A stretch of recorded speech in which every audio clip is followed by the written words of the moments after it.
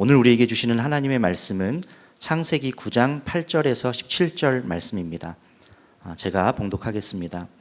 하나님이 노아와 그의 아들들에게 말씀하셨다. 이제 내가 너희와 너희 뒤에 오는 자손에게 직접 언약을 세운다. 너희와 함께 있는 살아 숨쉬는 모든 생물, 곧 너와 함께 방주에서 나온 새와 집짐승과 모든 들짐승에게도 내가 언약을 세운다. 내가 너희와 언약을 세울 것이니 다시는 홍수를 일으켜서 살과 피가 있는 모든 것들을 없애는 일이 없을 것이다. 땅을 파멸시키는 홍수가 다시는 일어나지 않을 것이다.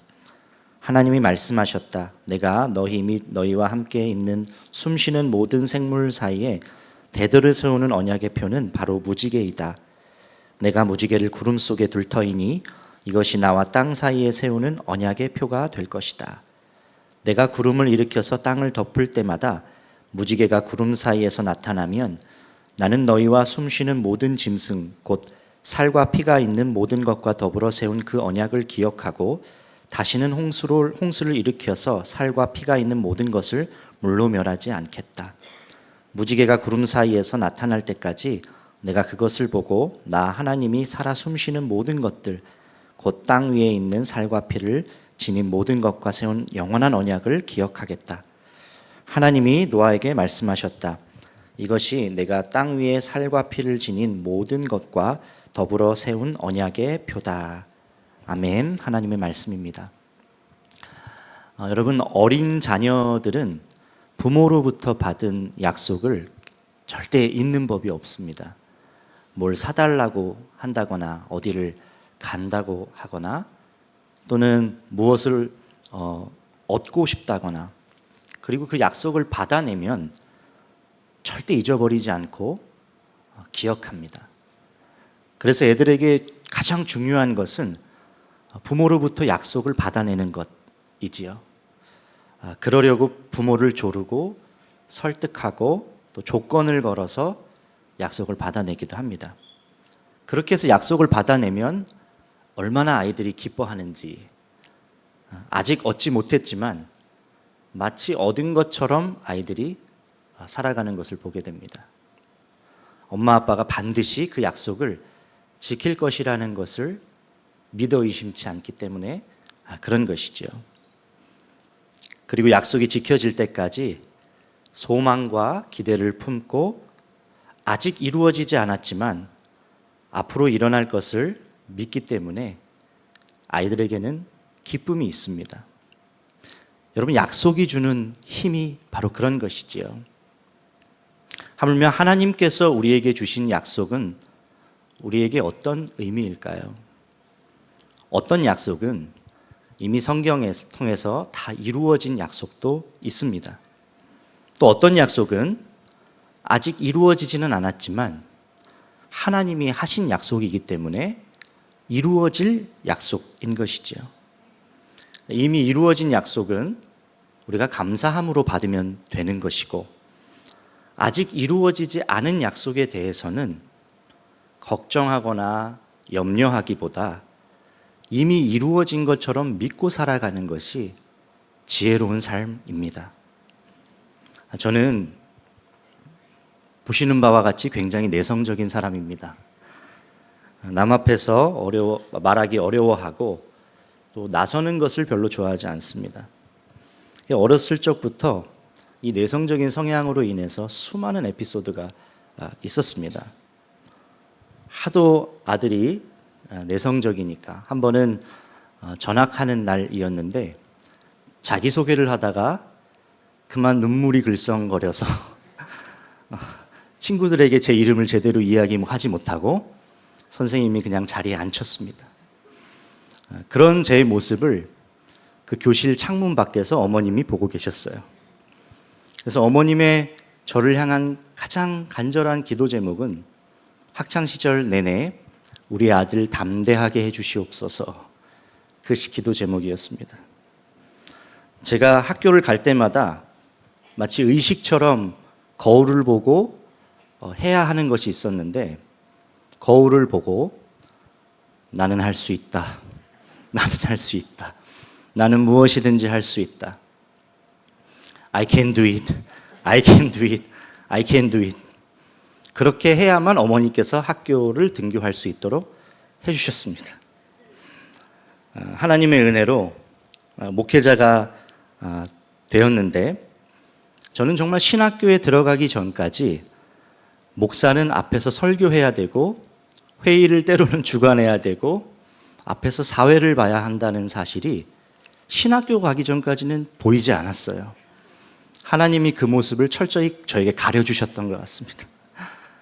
전 작은 교회를 섬겨서 언제나 목사님은 친근한 분이셨고 설교하는 모습이 그렇게 크게 저에게는 부담이라고 느껴지지 않을 정도로 그 모습이 보이지가 않았습니다. 처음 선한목자교회 인턴 전도사로 제가 새벽 설교를 할 때 그때를 잊지 못하는데 얼마나 긴장하고 두려웠는지 설교단에서 떨고 있는 저의 감정이 고스란히 회중들에게 전달이 돼서 다들 주먹을 이렇게 불끈 쥐고 있으시더라고요. 어떤 실수를 할지 잘 넘어가야 할 텐데 저를 참 가여워하는 눈빛으로 그렇게 보고 계셨습니다. 어찌 하다가 중간에 있는 컵에 있는 물을 다 마셔버렸어요. 더 이상 물이 없는 겁니다. 그리고 어떻게 뭐라고 말했는지도 모르고 그날 설교가 끝났습니다. 사무실에 출근해서 동료 전도사님들이 얼마나 저를 놀리든지 그럴 거면 예배팀에 이온 음료 달라고 신청하세요. 그렇게 저를 놀리곤 했었습니다. 선한목자교회 오기 전에 그리고 어린이 사역을 하던 가운데 그리고 선한목자교회 인턴 전도사 또 목사 안수를 받고 비서실에서 있는 한 7년여 시간 그래서 저는 항상 제가 할 수 있는 것이라고는 빈 강대상에 혼자 몰래 올라와서 미리 말씀을 전해보고 녹음해보고 그것을 듣고 또 반드시 설교 전날이나 전전날에는 저희 아내 앞에서 회중이라고 생각하고 시연을 했습니다. 모든 설교를 어린이 설교부터 작년 설교까지 하나하나 다 시연을 하고 피드백을 들었습니다. 얼마나 잔인한 피드백을 해주든지 촌철살인 같은 말을 해주는데 하나도 틀린 말이 없어서 부끄러웠던 그런 기억이 납니다. 그래도 그렇게밖에 할 수 없는 이유는 안 하면 절대 못 올라갈 것 같아서 제가 살려고 그렇게 했던 것이죠. 근데 그러던 어느 날 제가 젊은이 교회를 담당 목사로 섬기고 있었던 때였는데 주일 설교 강단 위에 올라가는데 올라가기 직전 참 이상한 느낌이 드는 거예요. 저는 여느 때처럼 주님 저와 함께 해주세요, 힘을 주세요 라고 기도하는데 그날따라 주님이 마치 제 손을 직접 쥐고 강대상으로 끌고 올라가시는 경험을 했습니다. 참 놀라운 경험이었어요. 그러면서 말씀이 문득 떠올랐는데 빌립보서 4장 13절 말씀이 떠올랐어요.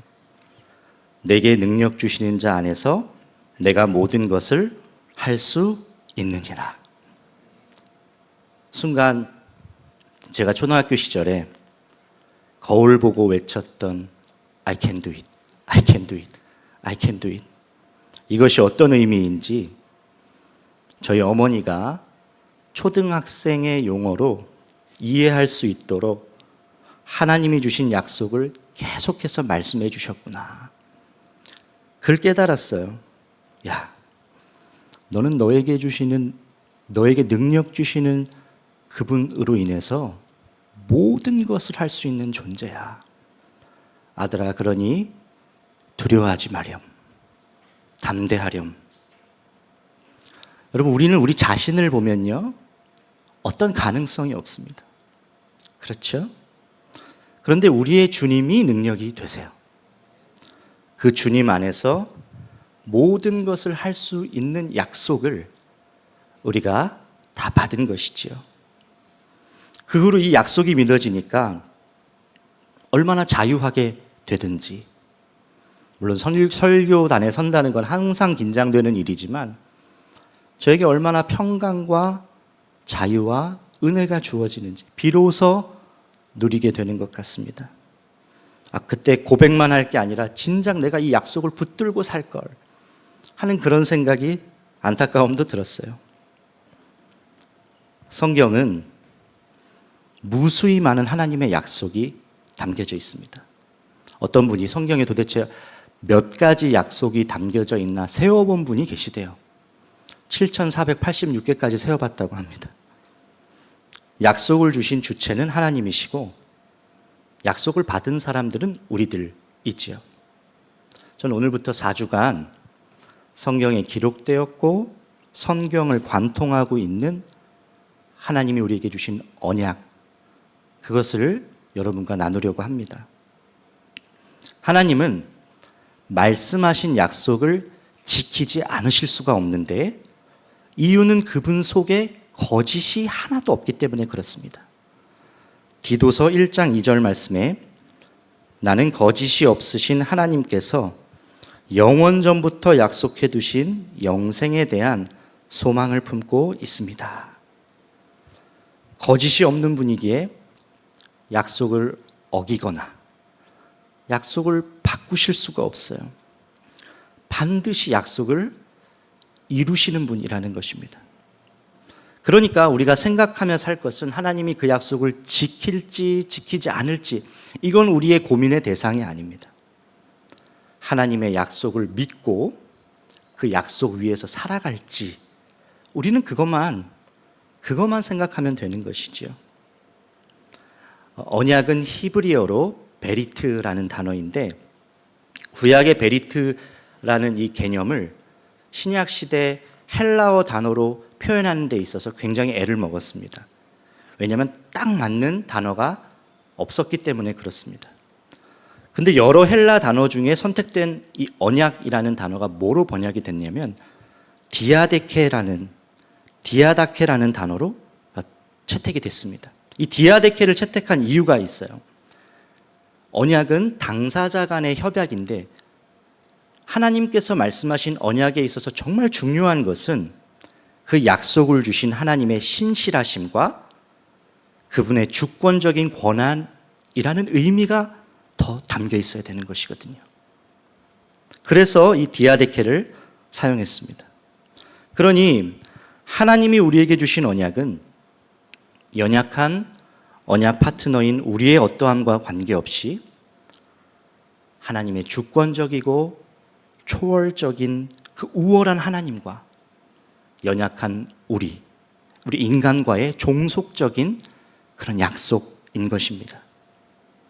성경에 베리트라는 단어가 처음 등장한 것은 오늘 말씀의 이 노아 언약에서인데, 물론 언약이라는 단어는 나오지 않지만 노아 언약 이전 하나님의 약속이 담겨 있는 그 이야기, 인류를 대표하는 에덴 동산에서 아담에게 주신 언약이 있지요. 창세기 1장에서 3장에 기록된 이야기.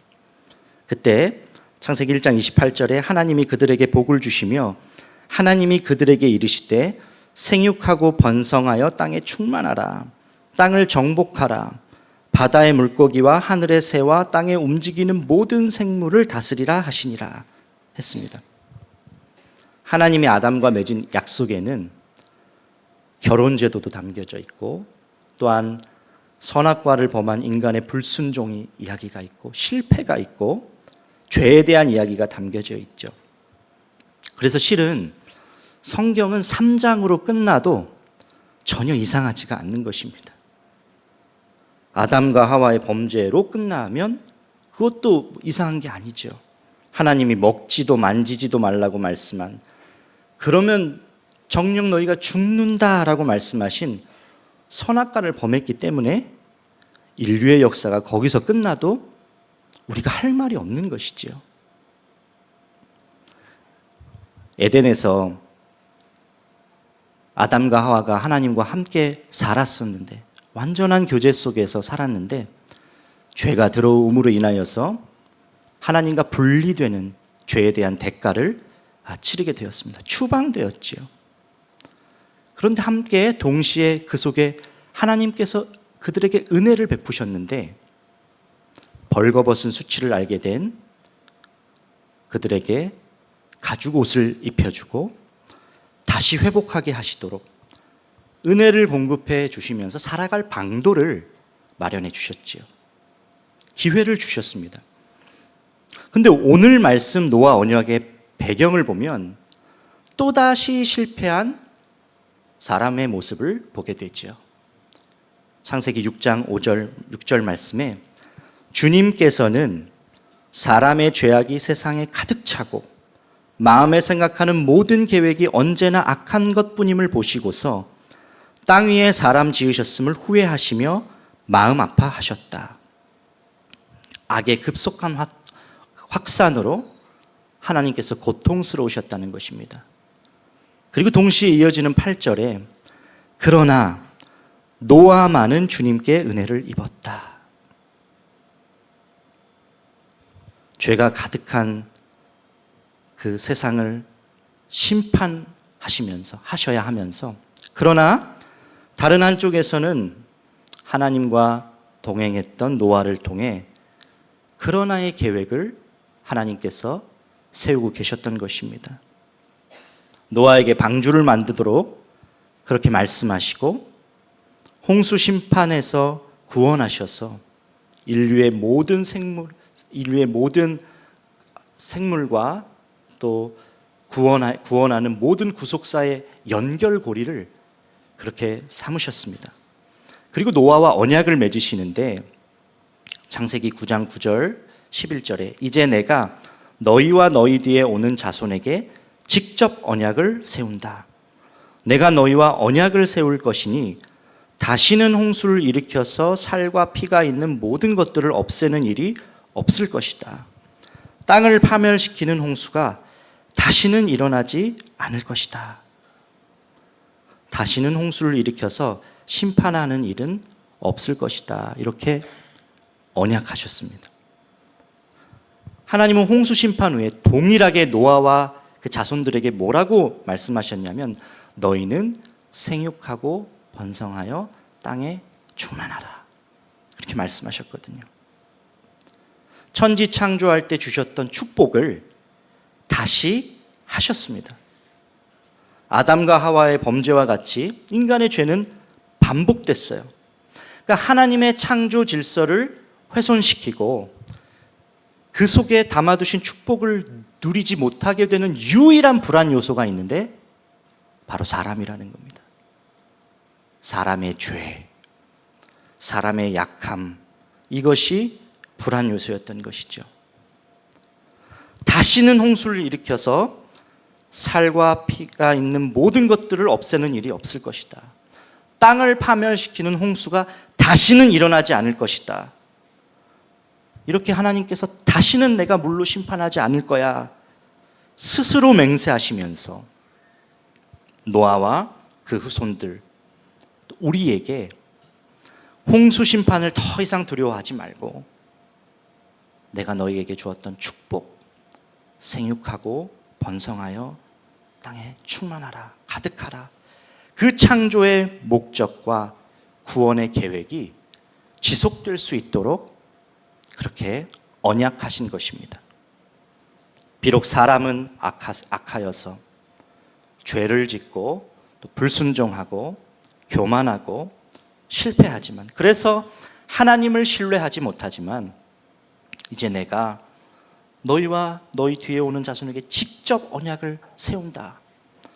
직접 약속하심으로 하나님으로부터 시작된 일방적이고 주권적인 은혜의 선물을 우리에게 언약으로 허락하신 것입니다. 여러분, 노아에게 하신 이 언약은 하나님이 허락하신 축복을 사람의 어떠함 때문에 누리지 못하는 일이 없도록 하나님께서 책임지시겠다는 약속입니다. 그래서 언약과 하나님의 나라라는 책에서 노아 언약에 관해서 이렇게 말하는데 이것은 하나님 자신을 속박하고 자신에게 의무를 부여하며 인간의 실패에도 불구하고 지키실 언약이다. 설명하고 있어요.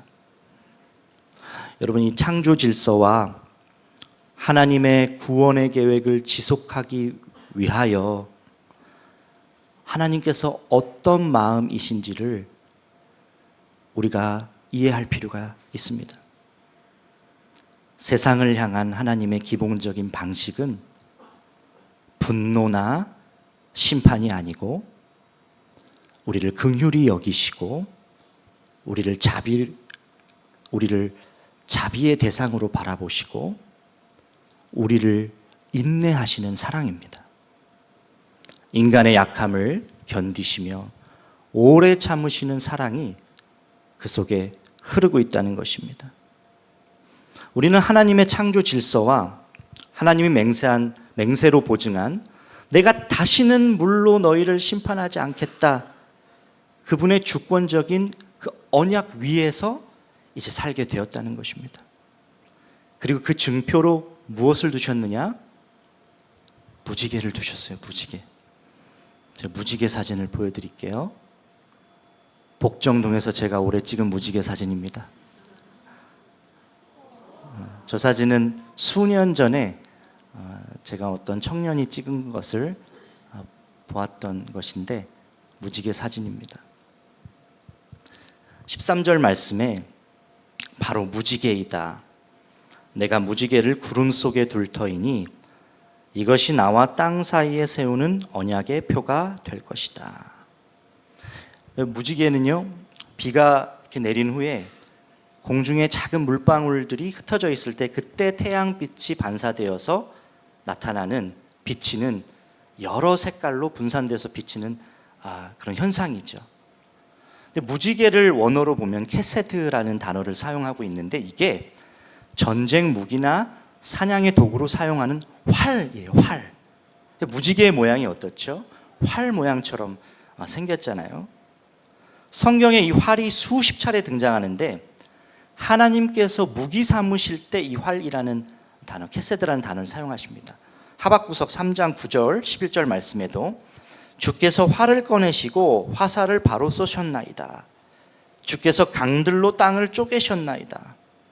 11절 날아가는 주의 화살의 빛과 번쩍이는 주의 창의 광채로 말미암아. 여러분, 근데 이 언약의 증표인 무지개 활 모양인데 이 활 모양이 어디를 향해 있습니까? 하늘을 향해 있어요. 하늘을. 무슨 이야기죠? 내가 너희를 향해서는, 이 땅을 향해서는 활을 쏘지 않을 거야. 하나님의 징계가 임하고 심판의 순간에도 하나님의 자비하심의 약속이 그 속에 숨어져 있는 것이죠.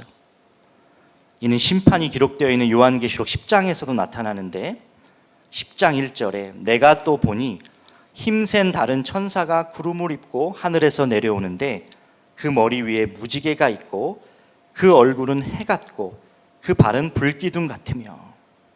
천사를 설명하면서 무지개를 언급합니다. 하나님의 자비를 표현하고 있는 거예요. 그리고 무지개를 둔 위치가 어디냐면 오늘 말씀에 13절, 14절, 16절에 내가 무지개를 구름 속에 둘 터이니, 내가 구름을 일으켜서 땅을 덮을 때마다 무지개가 구름 사이에 나타나면, 무지개가 구름 사이에서 나타날 때마다 내가 그것을 보고 나 하나님이 살아 숨쉬는 모든 것들, 곧 땅 위에 있는 살과 피를 지닌 모든 것과 세운 영원한 언약을 기억하겠다. 무지개가 어디 있다고요? 구름 속에 있다라고 말씀하고 있습니다. 구름으로 땅은 덮여 있을지 모르지만 그러나 구름 속에 무지개를 두셨다는 거예요. 여러분, 우리 인생에 아무리 먹구름 같은 일들이 덮일지라도, 때로는 우리가 징계를 받고, 때로는 우리가 고난을 겪고, 아픔과 눈물의 현장이고, 슬픔이 가득하고, 때로는 절망 속에 있을지라도, 어떤 먹구름 가운데 있다 할지라도 하나님의 자비가 그 속에 흐르고 있다는 것을 여러분이 꼭 기억하시기를 축복합니다. 언제나 희망의 빛이 있음을 무지개가 증거하고 있는 것이지요.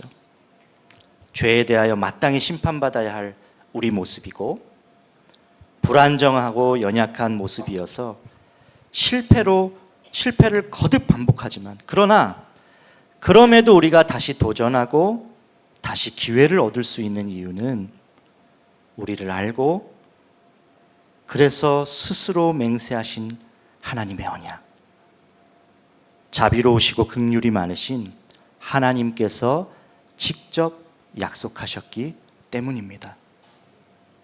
여러분, 하나님께서 그 언약의 증표인 무지개를 노아에게 보여주셨을 때 노아는 어땠을까요? 우리는 무지개를 보면 와, 무지개다, 그 정도의 감흥을 가지고 있지요. 그런데 노아에게 그 무지개는 어떤 의미였을까요? 40일간 하늘이 구멍난 것처럼 대홍수를 경험했습니다. 한 110일 동안 물이 땅에 넘쳤던 기간을 지나서 또 물이 빠져야 하는 기간도 지나야 했습니다. 그러니까 1년이 넘는 시간을 방주에만 있었습니다. 그리고 나와서 하나님께 예배를 드렸죠. 언약을 하나님께서 주시고 다시 한번 이 땅에서 하나님의 자녀로, 대리자로 살아갈 수 있도록 보증하시면서 야, 이게 너에게 주는 내 증표야, 무지개야. 그것을 본 노아의 심정이 어땠을까요? 눈물이 가득했을 것 같아요. 하나님이 다시 한번 나에게, 우리에게, 인간에게 기회를 주시네. 나같이 연약하고 나같이 불안정하고 나같이 가능성 없는 자에게 하나님께서 스스로 언약하시고 다시 한번 주의 뜻을 이루시기 위해서 나를 믿어주시네. 감동의 눈물, 감격의 눈물이 노아에게 흐르고 있지 않았겠습니까? 하나님의 자비와 긍휼이 여전히 심판이 지나가고 나서도 여전히 흐르고 있네. 아담과 하와가 범죄했을 때도, 하나님과 분리되는 아픔을 겪을 때도, 그때도 한편에서는 하나님의 은혜가 있었지요. 가죽옷을 입혀주고 살아갈 방도를 마련해주고, 노아의 심판으로 온 세상이 쓸어버리셨을 때도, 그러나 하나님의 자비하심의 은혜가 여전히 흐르고 있었습니다. 노아만큼은 그 하나님의 마음에 가까이 가지 않았겠습니까? 여러분, 먹구름이 인생에 드리워져 있으십니까? 구름 속에 무지개를 두셨다는 하나님의 약속을 붙드시기를 축복합니다. 아무리 심한 먹구름이 휘몰아쳐도 구름 속에 두신 무지개를 없앨 수는 없습니다. 심판의 화를, 그 심판의 화를 희망의 무지개로 바꾸셨습니다. 아무리 먹구름 같은 현실에서도 우리가 무너지지 않을 수 있는 이유가 되는 것이죠. 흔들리며 피는 꽃이란 시가 있습니다. 제가 읽어드리겠습니다. 흔들리지 않고 피는 꽃이 어디 있으랴. 이 세상 그 어떤 아름다운 꽃도 다 흔들리면서 피었나니, 흔들리면서 줄기를 곧게 세웠나니 흔들리지 않고 가는 사람이 어디 있으랴. 젖지 않고 피는 꽃이 어디 있으랴. 이 세상 그 어떤 빛나는 꽃들도 다 젖으며 피었나니, 바람과 비에 젖으며 꽃잎 따뜻하게 피었나니 젖지 않고 가는 삶이 어디 있으랴. 삶이 흔들리면서도 줄기가 곧게 세워지고 바람과 비에 젖으면서도 꽃잎이 아름답게 필 수 있는 이유는 우리의 불확실성을 하나님께서 알고 계셔서 심판의 화를 소망의 무지개로, 자비의 무지개로 바꾸셔서 직접 언약을 하시면서까지 당신의 뜻을 그분께서 쉬지 않고 일하시기 때문에 그렇습니다. 하늘로 향해 있는 무지개, 그 활은 결국 하나님 자신에게 쏘아 올려지지요. 도저히 인간 스스로 해결할 수 없는 죄의 문제를 해결하시기 위해서 자신의 독생자를 죽이시고 십자가에서 피 흘려 구원을 이루시고 우리를 자녀 삼아 주시고 우리를 의롭다 해 주셨습니다. 그러니 여러분, 먹구름을 두려워하지 않으시기를 축복합니다. 우리의 한계 실패를 정확하게 알고 계신 하나님께서 축복하기로 작정하셨습니다. 인생에 구름이 드리워질 때도 하나님의 자비하심이 흐르고 있기 때문에 어떤 경우에도 희망이 있습니다. 무지개가 비구름 안에 있는 물방울 위에 햇빛이 비춰져 나타나게 된 것처럼 하나님의 은혜는 예수님께서 흘리신 피 위에 하나님의 사랑이 비추어져서 나타났습니다. 죄 문제까지 해결하시기 위해 스스로 활시위를 자신에게 쏘신 하나님께서는 어떤 경우에도 우리를 포기하실 수가 없습니다. 그 약속이 있기 때문에 우리는 망하지 않게 되는 것이고 꽃이 피게 되는 것이고 곧게 자라나게 되는 것이고 열매가 맺히게 되는 것입니다. 저와 여러분이 이 약속을 붙들고 살아가는 하나님의 복된 자녀 되시기를 주의 이름으로 축복합니다. 우리 찬양하고 기도하는 시간 갖도록 하겠습니다.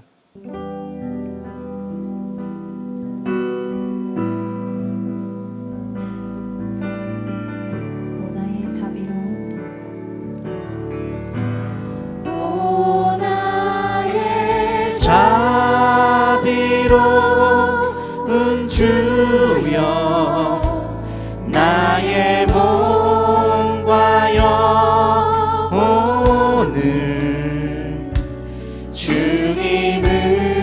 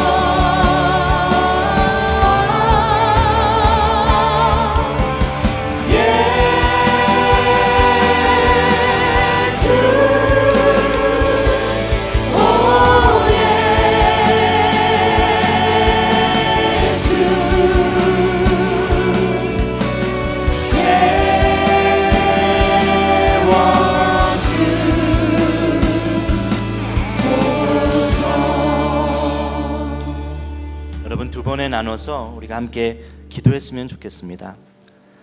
하나님의 창조 질서를 훼손하고 하나님의 뜻이 이루어지는 유일한 걸림돌은 우리밖에 없습니다.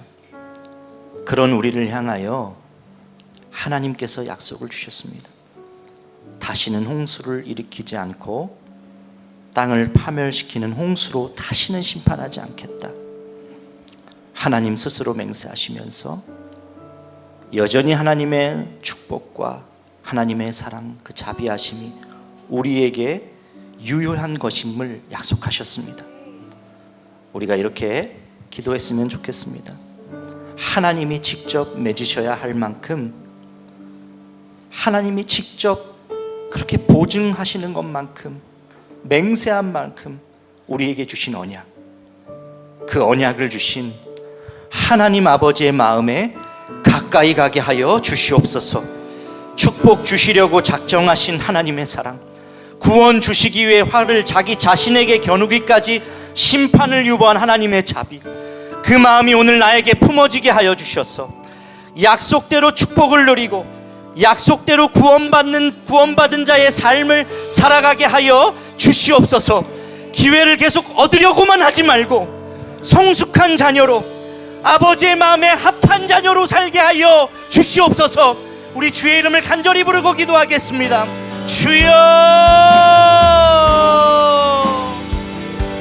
하나님 아버지, 주님을 찬양합니다. 주님, 하나님 아버지의 마음에 가까이 가는 하나님 자신이 직접 맹세하고 보증하시는 하나님, 그렇게 해서 자신의 뜻을 이루시고 자신의 약속을 아버지 성취하기를 원하시는 주의 마음에 가까이 가는 우리가, 성숙한 자녀가 되는 우리가 되게 하여 주시기를 원합니다. 주님, 하나님 아버지의 자비하심과 하나님 아버지의 마음 오늘 나에게 품어지게 하여 주시옵소서. 약속대로 축복을 누리고 약속대로 구원받은 자의 삶을 살아가는 우리 모두가 되게 하여 주시옵소서. 하나님, 그 약속을 아버지 지키고 그 약속 속에 하나님의 자비와 하나님의 뜻이 더욱더 밝게 드러나며 하나님의 이름을 찬양하며 영광을 높여드리는 우리의 삶이 되게 하여 주시옵소서. 주님 사랑합니다. 주님 아버지 그러시기를 원합니다. 하나님 아버지의 마음을 우러게 하나님, 아담과 하와에게 가죽 옷을 입혀주시고 저들에게 살아갈 방도를 마련해 주셨던 하나님, 다시 한번 아버지 하나님 기회를 주시고 하나님 또한 통하여 새로운 아버지 지경을 열어주시기 원하셨다. 하나님, 우리를 믿어주시는 하나님의 그 마음, 하나님 우리가 품게 하여 주시고 주의 마음에 가까이 가는 하나님 우리가 되게 하여 주시고 주여 역사하여 주시고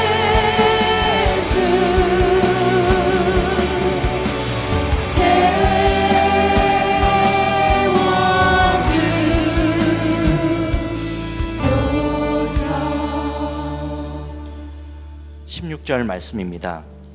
무지개가 구름 사이에서 나타날 때까지 내가 그것을 보고 나 하나님이 살아 숨쉬는 모든 것을, 곧 땅 위에 있는 살과 피를 지닌 모든 것과 세운 영원한 언약을 기억하겠다. 여러분, 인생에 드리워지는 먹구름을 두려워하지 마시기를 바랍니다. 하나님은 비구름 속에 희망의 무지개를 두셨습니다.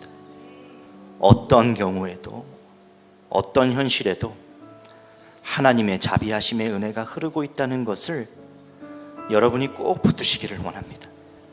나의 한계도 실패도 내 문제도 알고 계시는 주님, 비온 뒤에 무지개가 펼쳐지듯 나의 문제와 어려움에 함몰되지 않고 희망의 빛을 보는 데까지 나아가게 하여 주시옵소서. 아무리 험한 비바람과 폭풍우가 몰아칠지라도 끝이 있음을 보는 믿음의 눈을 열어주시고 구름 속에 무지개가 펼쳐지듯 하나님이 예비하신 모든 은혜의 선물을 결국 누리며 살게 하여 주시옵소서. 우리 주의 이름을 간절히 부르고 마지막으로 기도하겠습니다. 주여,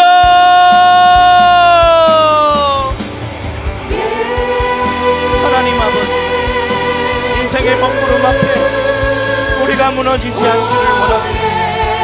하나님은 그 구름 속에 희망의 무지개를 두셨습니다. 결국 이루시는 하나님께서 어떠한 상황에서도 하나님의 역사가 무너지지 않는다는 것을 믿고 하나님 나의 문제와 어려움에 함몰되지 않고 희망의 빛을 믿음으로 보는 날까지 나아가게 하여 주시옵소서.